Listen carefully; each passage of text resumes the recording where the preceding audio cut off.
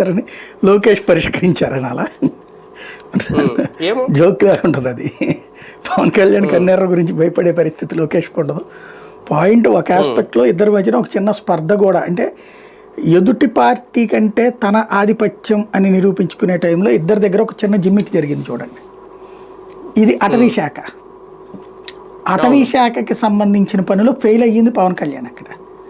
ఎలాగా as per rule అయితే success అయ్యాడు ఆయన, యాజ్ పర్ నామ్స్ అయితే ఇదివరకు సీరియస్గా స్ట్రిక్ట్గా లేదు కానీ ఇప్పుడు స్ట్రిక్ట్గా అమలు చేస్తుంది కేంద్ర ప్రభుత్వం.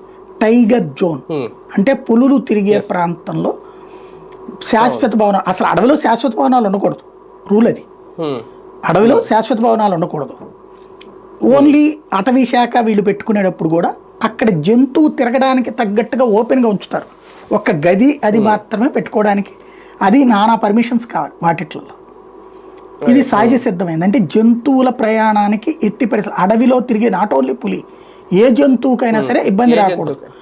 కృత్రిమమైనటువంటి వస్తువులు వచ్చినప్పుడు దాని అటెన్షన్ డైవర్ట్ అవుతుంది, దాని సహజత్వం దెబ్బతింటుంది. దానికి మనం జూలో పెరిగిన ఏనుక్కి అడవిలో పెరిగిన ఏనుక్కు ఉండే తేడా, జూలో పెరిగిన పులికి అడవిలో పెరిగే పులికి, అడవిలో ఇప్పుడు జూలో ఉన్న పులులన్నిటి తీసుకెళ్లి అడవిలో వదిలేయండి, తొందరగా చచ్చిపోతాయి.